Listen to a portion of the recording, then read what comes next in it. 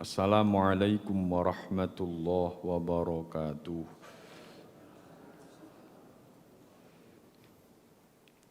Bismillah, alhamdulillah, wassalatu wassalamu ala rasulillah Sayyidina wa maulana Muhammad ibn Abdillah. La hawla wa la quwwata illa billah. Qalu subhanaka la ilma lana illa ma 'allamtana innaka antal alimul hakim. Qala rabbi shrah li sadri wa yassir li amri wahlul 'uqdatam min lisani yafqahu qawli. Amma ba'd.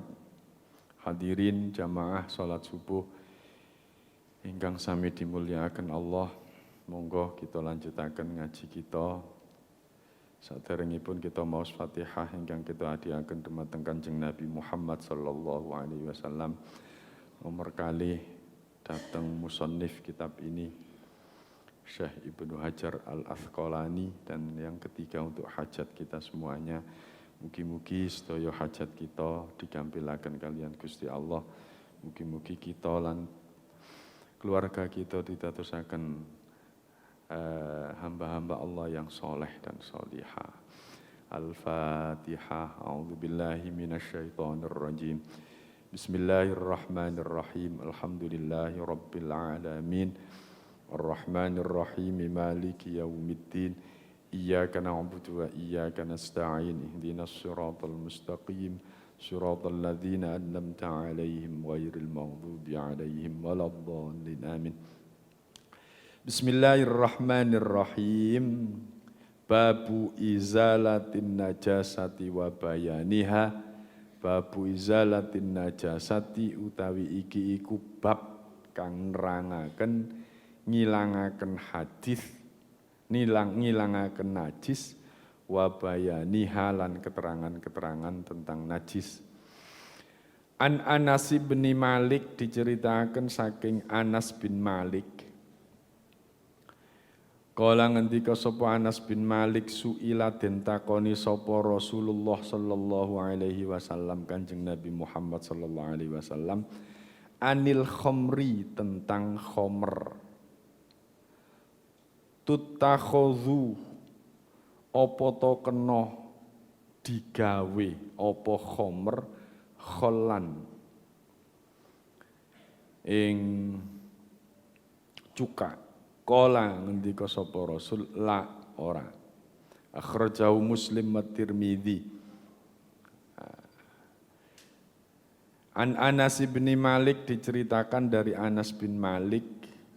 Kala, berkata Anas bin Malik, su'ila Rasulullah sallallahu alaihi wasallam, Nabi pernah ditanya anil khamri, tentang khamr, arak.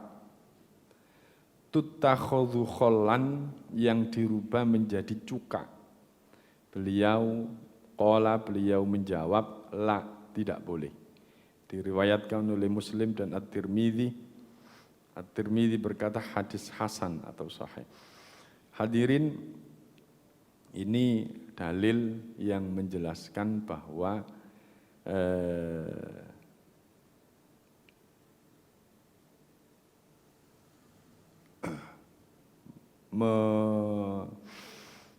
menggunakan cuka, cuka itu haram. Khamr itu haram. Dan tidak boleh menggunakan cuka yang terbuat dari khamr. Ini dalil umumnya demikian. Dalil umumnya demikian. Tetapi ada dalil lain, ada hadis lain yang mengatakan bahwasannya kalau khamr itu berubah menjadi cuka, itu suci hukumnya, boleh dipakai, boleh dipakai. Nah, kemudian kalau dikaji dari bahasa, kalau saya baca di kitab Imam Son'ani Subulus Salam, itu ada kata tutakhudhu, itu adalah ada campur tangan manusia.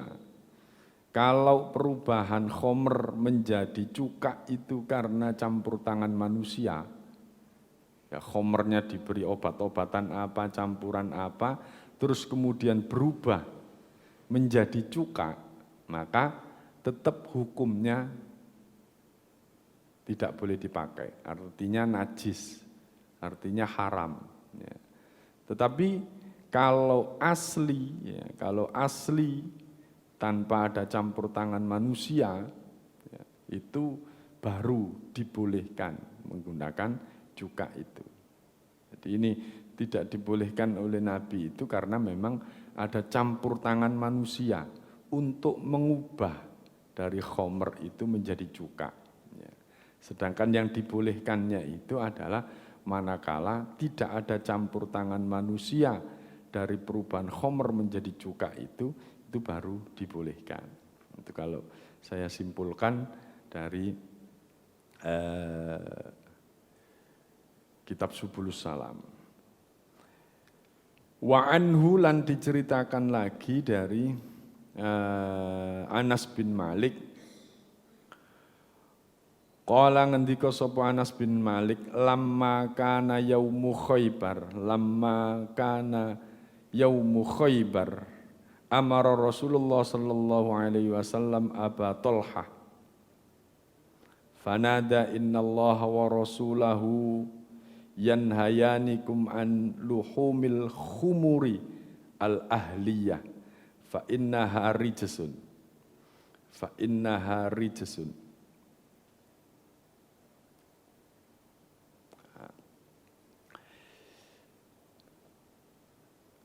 Lamma kana yaumu Khaibar, ketika berada di peperangan Khaibar,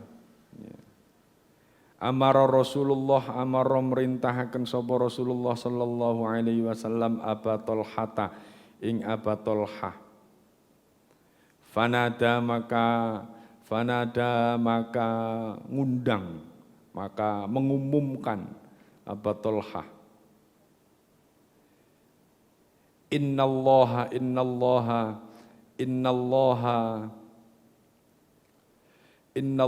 sesungguhnya Allah, innallaha setune Gusti Allah wa rasulahu dan rasulnya Allah, yanhayanikum ngelarang sapa Allah dan Rasulullah kum ing sira kabeh an luhumil khumuri, dari daging-dagingnya khimar.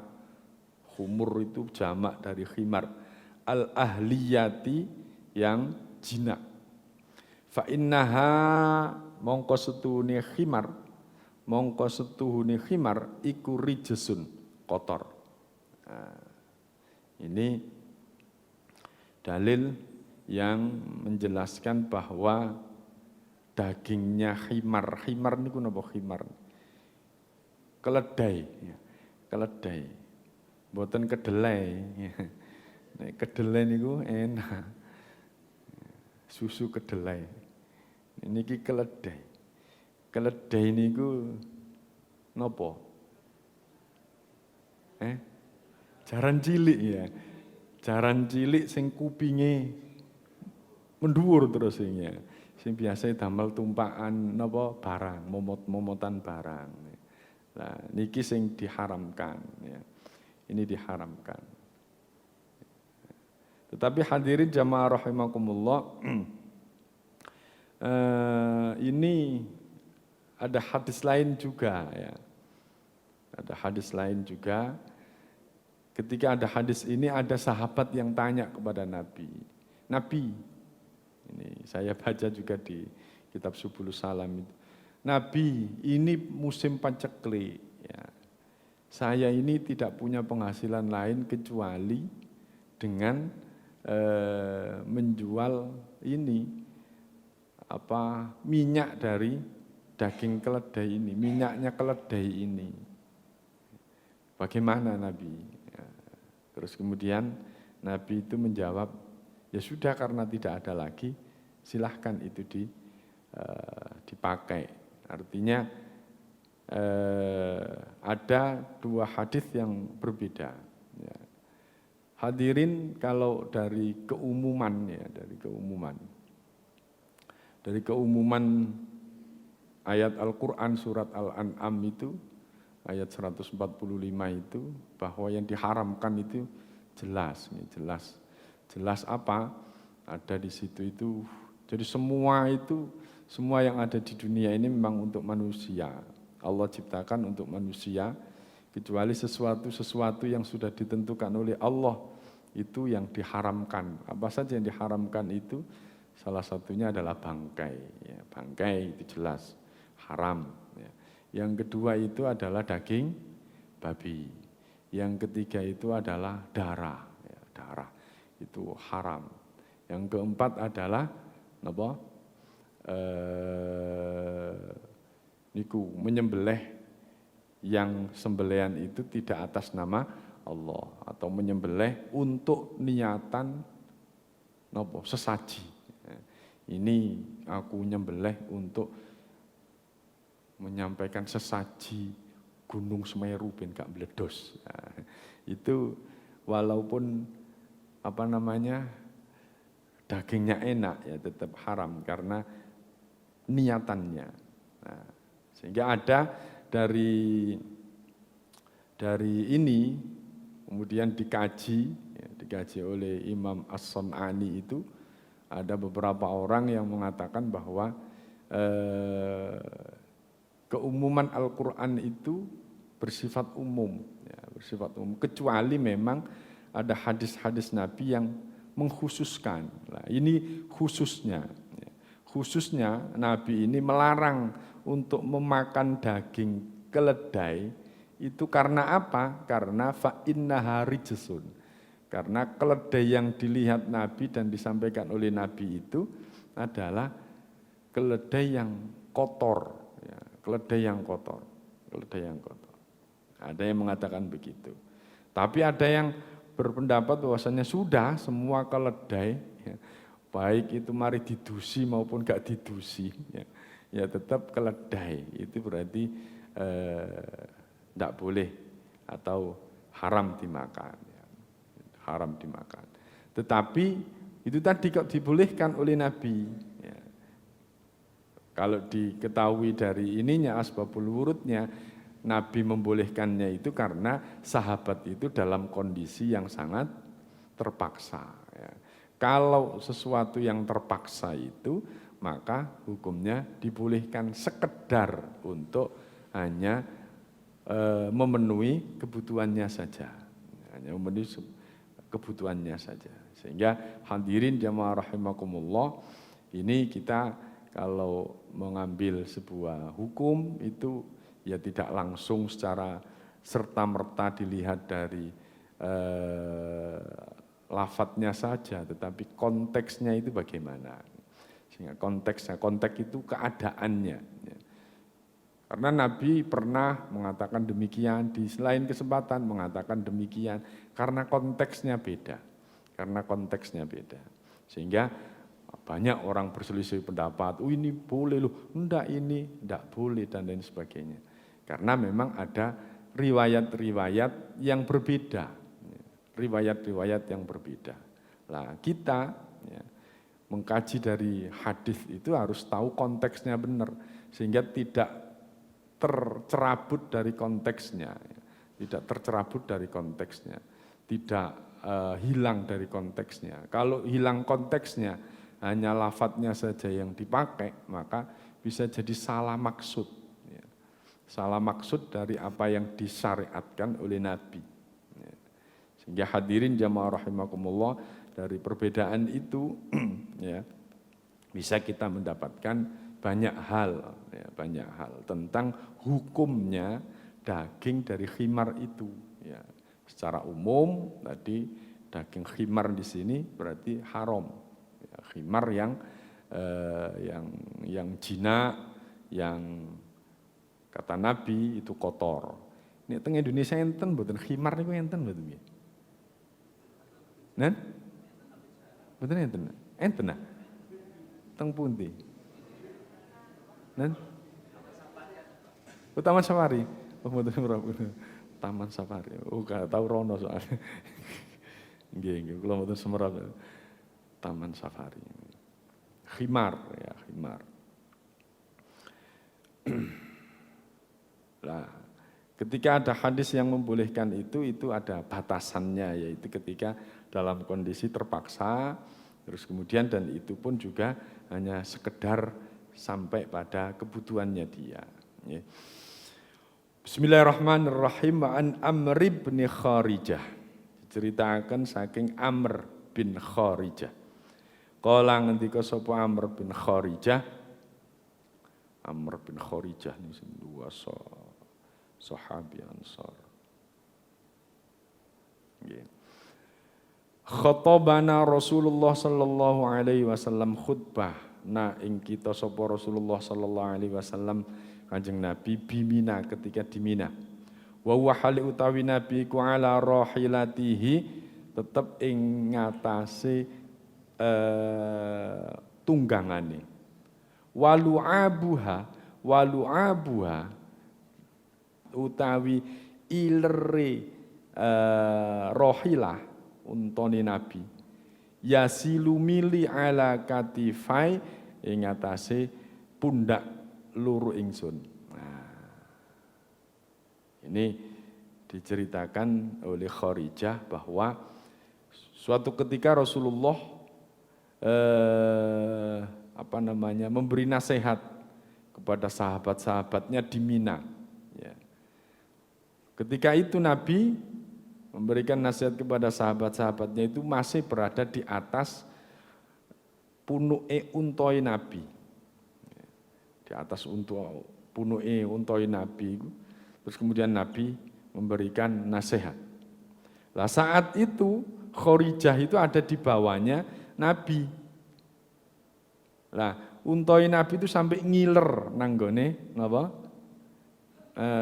Pundak lorone Kharijah. Dan Nabi tahu bahwa untoi sampai ngiler nanggone Kharijah itu dan dibiarkan. Nah, ini hadis yang menjelaskan bahwa ilere unta niku hukume suci, tidak apa-apa ya. Ilere unta niku suci. Nah, ini yang dimaksud dengan hadis takririyah. Ada hadis itu hadis qauliyah, ada hadis itu hadis fi'liyah, ada hadis itu hadis takririyah. Hadis qauliyah itu hadis yang berupa ucapan. Nabi ojo turu sore-sore lah itu jenenge ucapan. Fi'liyah itu apa yang dilakukan Nabi. Nabi ketika sujud seperti ini, ketika berdiri dari sujud seperti ini, itu fi'liyah. Yang takririyah itu mendiamkan. Nabi tahu, tidak mengatakan apapun, tahu. Nah, itu berarti Nabi membenarkan. Membenarkan apa yang dilihatnya. Ini hadis ini menjelaskan bahwa ilre unton iku hukume suci. Kenapa? Karena Nabi tidak menyuruh kepada Kharijah untuk apa? Untuk membersihkannya, untuk menyucikannya. Ya, biarin wong ilre. Ngoten menawi Nabi wis babano. Gak usah di ini ya. Gak usah diomongi berarti berarti Nabi ini setuju, tidak apa-apa berarti ya, suci. Wan Aisyah lan diceritakan saking Aisyah, istri baginda Nabi. Ini istri Nabi yang luar biasa.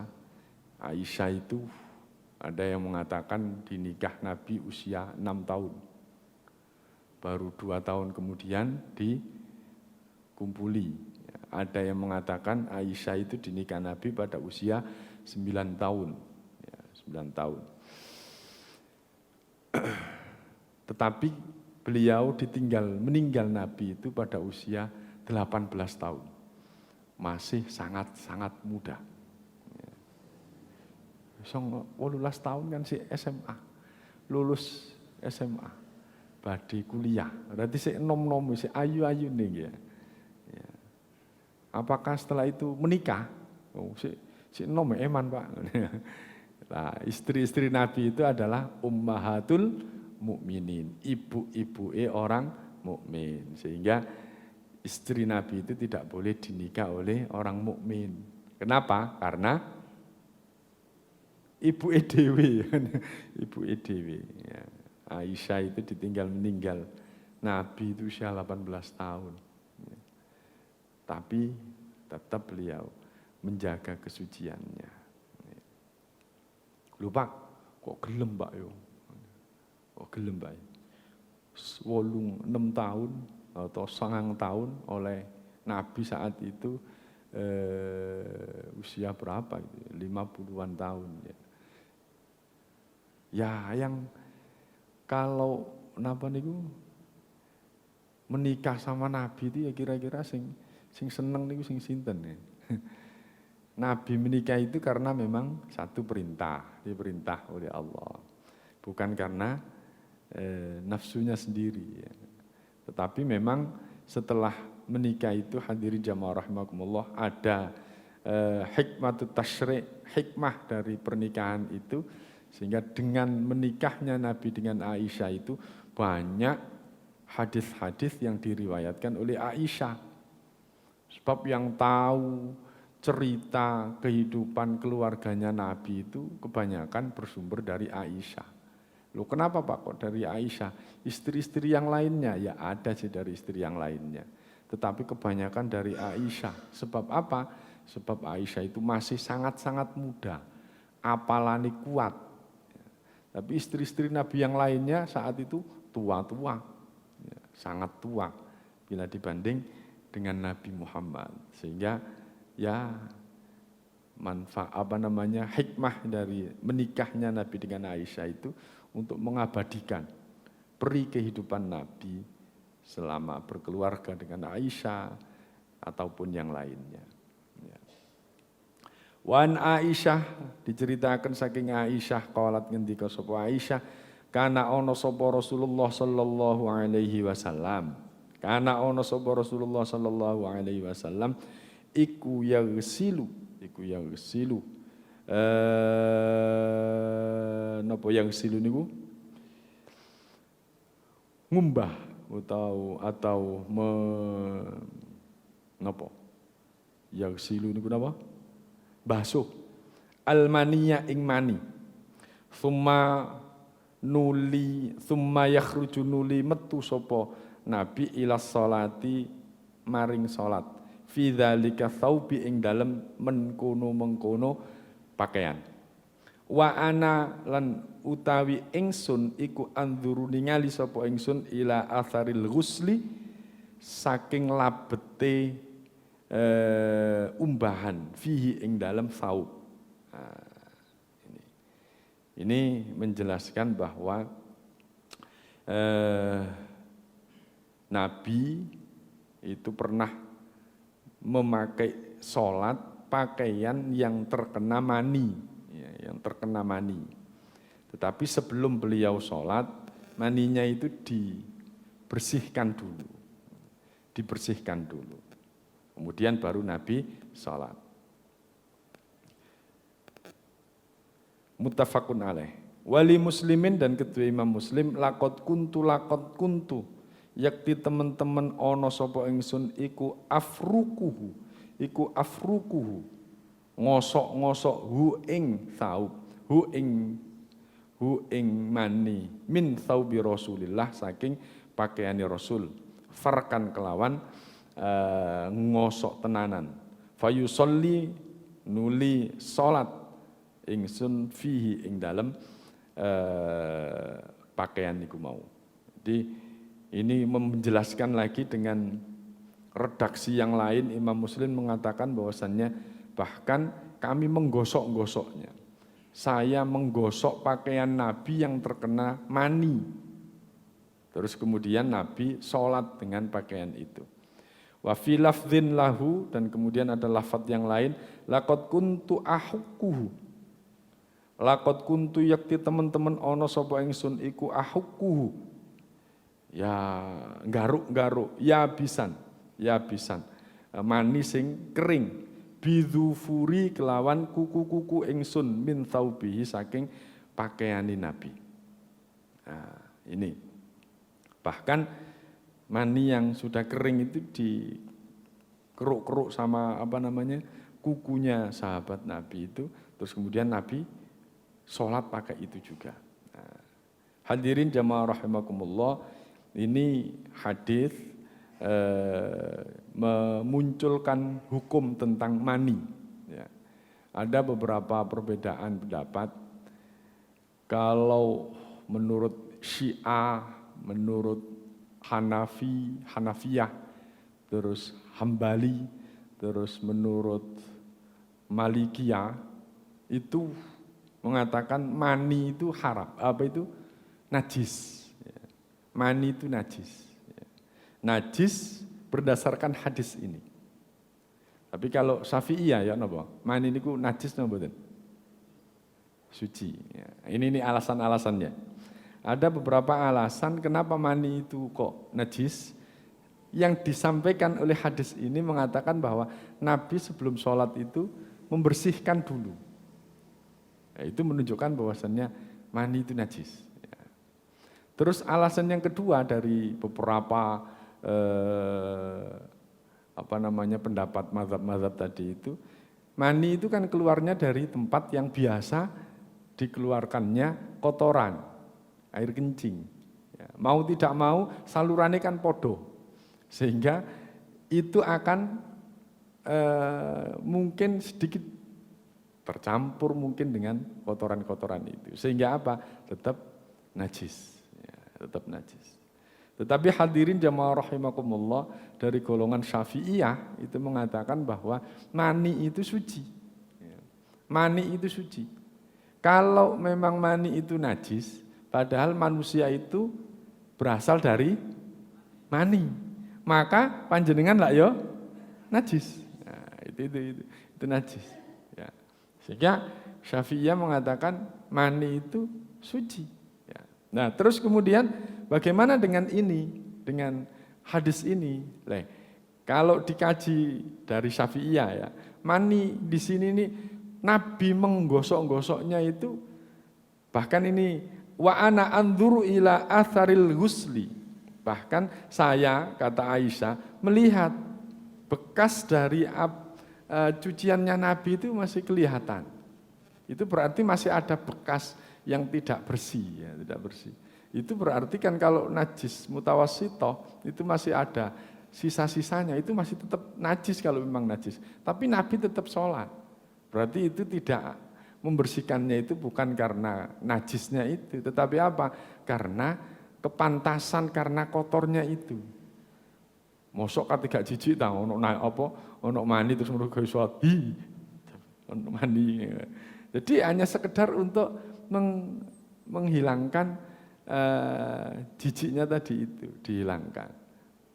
Sehingga bukan dikatakan sebagai sebuah yang najis, itu kalau dari pandangan Syafi'iyah. Ya. Nah, terus kemudian tetapi Syafi'iyah menggolongkan ada beberapa macam. Ya, kalau mereka Hanafiyah, terus Malikiyah itu wis mani ya wis dadi siji. Tapi kalau Syafi'iyah itu mengenal ada madhi, ada wadi. Ya, ada mani, ada madhi, ada wadi. Itu yang membedakan. Yang najis itu apa? Yang wadi atau ada madhi itu. Apa Pak madhi itu? Yang keluar sebelum keluarnya mani. Yang keluar sebelum keluarnya mani. Pun panjenengan iso bayangno dhewe. Kalau maninya itu suci, tapi kalau madhinya itu yang najis. Ya. Itu kalau dari pandangan Syafi'iyah. Ya. Nah, jadi dari hadis ini disimpulkan, sudah panjenengan ngikut sopo gak usah nyalahno. Kenek mani itu disucikan, berarti dia termasuk meyakini seperti halnya golongannya Maliki atau Hanafi. Ya. Tapi kalau ada yang mengatakan, loh iku sik ketok iku nih, oh suci, kok sik tetap sholat dielingi, lho Pak iku ono manine.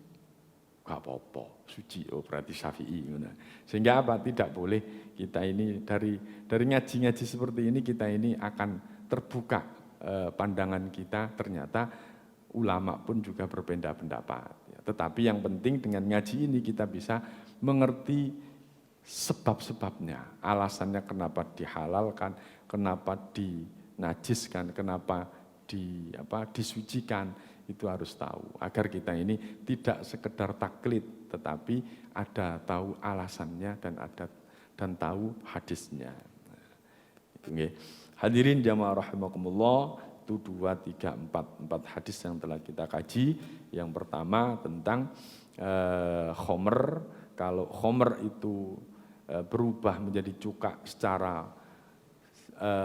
secara sendiri atau tidak ada campur tangan manusia, maka ada yang mengatakan itu tetap suci, tetapi ada yang mengatakan pun semua yang berasal dari khomer ya tetap najis ya. Yang kedua, kita tadi belajar bahwasannya dagingnya himar itu haram hukumnya.